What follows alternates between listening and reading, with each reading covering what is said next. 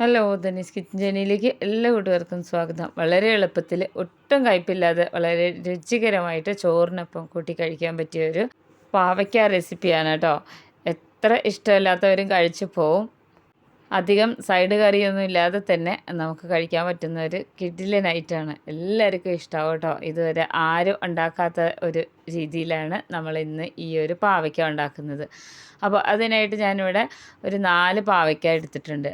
ഈ പാവയ്ക്ക എങ്ങനെ ഉണ്ടാക്കി കഴിഞ്ഞാലും അത്യാവശ്യം നല്ല കയ്പ്പുണ്ടാവും കേട്ടോ. അപ്പോൾ ആ കയ്പ്പൊന്ന് കുറച്ചിട്ട്, വല്ലാത്തൊരു കയ്പ്പിനൊന്ന് കുറച്ചിട്ട് നല്ല രുചികരമായിട്ട് ഇതെങ്ങനെയാണ് ഉണ്ടാക്കുന്നതെന്ന് നോക്കുകയാണ് കേട്ടോ നമ്മൾ. ഇതിനായിട്ട് പാവയ്ക്ക കഴുകിയെടുത്തിട്ട് ഇതുപോലെ ചെരിച്ച് കട്ട് ചെയ്തെടുക്കണം കേട്ടോ.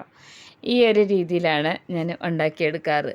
നമുക്ക് ചോറിൻ്റെ കൂടെ വേറെ കറിയൊന്നും ഇല്ലെങ്കിലും കുഴപ്പമില്ല. അപ്പോൾ ഇങ്ങനെ എടുത്താൽ മതി. ഇനി ഇതിൻ്റെ കുരുവൊന്നും ഞാൻ കളയുന്നില്ല, ഇങ്ങനെ തന്നെയാണ് എടുക്കുന്നത് കേട്ടോ.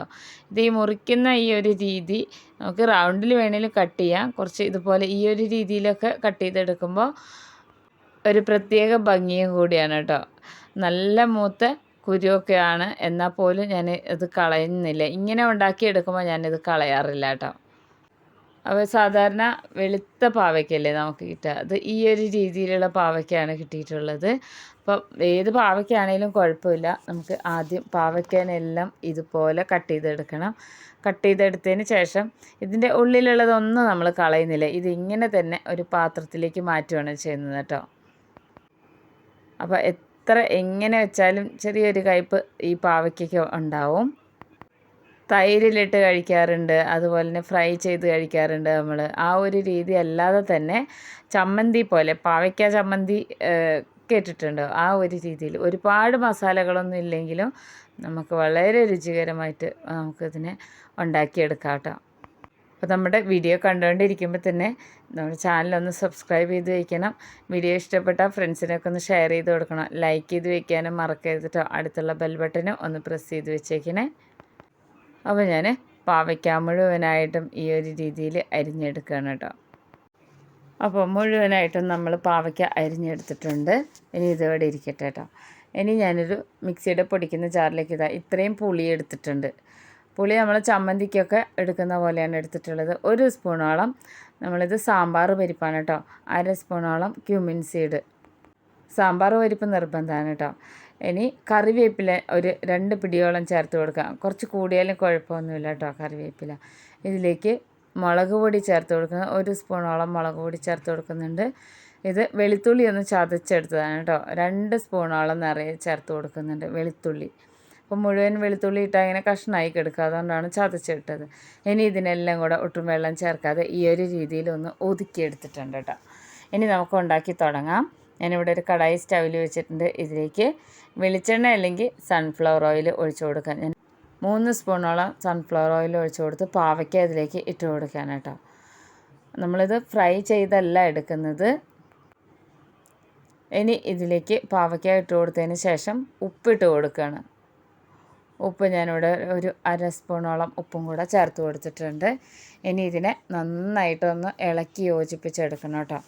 നന്നായിട്ടൊന്ന് കുക്കായി വരണം, എന്നാൽ ഈ ഒരു പച്ച കളറ് മാറാനും പാടില്ല. ആ ഒരു രീതിയിൽ ഇതിനെ ഇളക്കി നല്ല വേവിച്ചെടുക്കണം. ഈ എണ്ണയിൽ കിടന്നിട്ട് തന്നെ ഒന്ന് വഴന്ന് വരികയും വേണം. വെന്ത് ഈ ഒരു പച്ചപ്പൊക്കെ ഒന്ന് മാറി വരണം, പച്ചമണമൊക്കെ ഒന്ന് മാറി വരണം.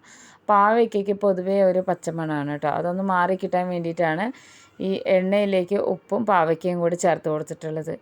എത്ര ഇഷ്ടമില്ലാത്തവരാണെങ്കിലും ഈ ഒരു രീതിയിൽ ഉണ്ടാക്കിയെടുത്താൽ മതി കേട്ടോ. പുളിയുടെ അളവൊന്ന് കൂടിപ്പോയാലൊന്നും കുഴപ്പമില്ല, വളരെ നല്ലതായിരിക്കും കേട്ടോ. അപ്പോൾ നന്നായിട്ട് ഇതിനെ വഴറ്റിയെടുത്തിട്ടുണ്ട്. അപ്പോൾ പാവയ്ക്കയുടെ ആ ഒരു പച്ചമണമൊക്കെ ഒന്ന് മാറി വന്നിട്ടുണ്ട് കേട്ടോ ഈ ഒരു രീതിയിൽ ഉണ്ടാക്കിയെടുക്കുമ്പോൾ. അപ്പോൾ അതാ നന്നായിട്ടൊന്ന് വെന്ത് വന്നിട്ടുണ്ട്, ഒരുപാട് ഇങ്ങനെ ഉടഞ്ഞു പോവരുത്. അപ്പോൾ നന്നായിട്ട് ഇളക്കി കൊടുത്തതിന് ശേഷം നമ്മൾ നേരത്തെ ചതച്ച് വെച്ചിട്ടുള്ള ഈ ഒരു കൂട്ടുണ്ടല്ലോ, പുളിയെല്ലാം ചേർത്ത് കൊടുത്തതിന് ശേഷം അരച്ചെടുത്തിട്ടുള്ളത് ആ കൂട്ടും കൂടെ ഇതിലേക്ക് ഇട്ട് കൊടുക്കണം. നമ്മളിതിൽ ഒട്ടും തന്നെ വെള്ളം ചേർക്കരുത് കേട്ടോ. വെള്ളം ചേർക്കരുത്. വെള്ളം ചേർത്ത് കഴിഞ്ഞാൽ നമ്മൾ വിചാരിച്ചൊരു രീതിയിൽ ഉണ്ടാക്കിയെടുക്കാൻ പറ്റില്ല. അപ്പോൾ ഈ ഒരു കൂട്ട് ഇട്ടതിന് ശേഷം നന്നായിട്ട് ഇതിനെ ഇങ്ങനെ ഉടച്ചെടുക്കണം. ഈ മസാല പാവയ്ക്കയിലെല്ലാം നന്നായിട്ട് പിടിക്കുന്നത് വരെ നന്നായിട്ടൊന്ന് ഉടച്ചെടുക്കണം. ഞാനിങ്ങനെയാണ് ചെയ്തെടുക്കാറ് കേട്ടോ.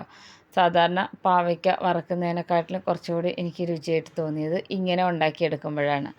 അപ്പോൾ ഒട്ടും വെള്ളമൊന്നുമില്ലാതെ ഇതേപോലെ നന്നായിട്ട് ഇളക്കിയെടുക്കുമ്പോൾ ഇതിൻ്റെ കളറൊക്കെ മാറി ഈ മുളക് പൊടിയൊക്കെ ഇതിൽ നന്നായിട്ട് പിടിച്ച് വരും.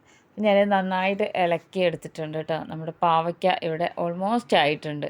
ഇത്രയേ ഉള്ളൂ പണി. ഒരുപാട് ഒന്നും നമുക്കിതിനെ ഇളക്കി ഇങ്ങനെ ഫ്രൈ ചെയ്തെടുക്കണ്ട. ഈ പാവയ്ക്കയിൽ നമ്മൾ അരച്ചെടുത്തിട്ടുള്ള ഈ മസാലകളെല്ലാം നന്നായിട്ട് പിടിച്ചിട്ട് വന്നിട്ടുണ്ട് കേട്ടോ. ഇപ്പോൾ പാവയ്ക്കയുടെ കയ്പ്പൊക്കെ നന്നായിട്ട് കുറഞ്ഞ് ആ പുളിയൊക്കെ നമ്മൾ അരച്ചെടുത്തില്ലേ, അതൊക്കെ ഇതിൽ പിടിച്ചിട്ടുണ്ടാവും. ഇത് ഈ മസാലയോട് കൂടി തന്നെ കഴിക്കുമ്പോഴാണ് ഒരു പ്രത്യേക രുചിയാണ് കേട്ടോ. കൂടെ ഒരു മത്തങ്ങ കൊണ്ടൊരു മോര് കറിയാണ് ഞാൻ ഉണ്ടാക്കിയിട്ടുള്ളത്. ഇനി ഇത് സ്റ്റൗ ഓഫ് ചെയ്ത് വെച്ചതിന് ശേഷം നമുക്കൊരു പാത്രത്തിലേക്ക് മാറ്റാം. ഇത് കാണാൻ തന്നെ നല്ല ഭംഗിയാണ് കേട്ടോ. ഇങ്ങനെ ഉണ്ടാക്കിയെടുത്താൽ മതി, ഒട്ടും കയ്പ്പ് കാണില്ല. അപ്പോൾ ഇതുപോലെയുള്ള ഈസി റെസിപ്പീസുമായിട്ട് നമുക്ക് അടുത്ത വീഡിയോയിൽ കാണാം.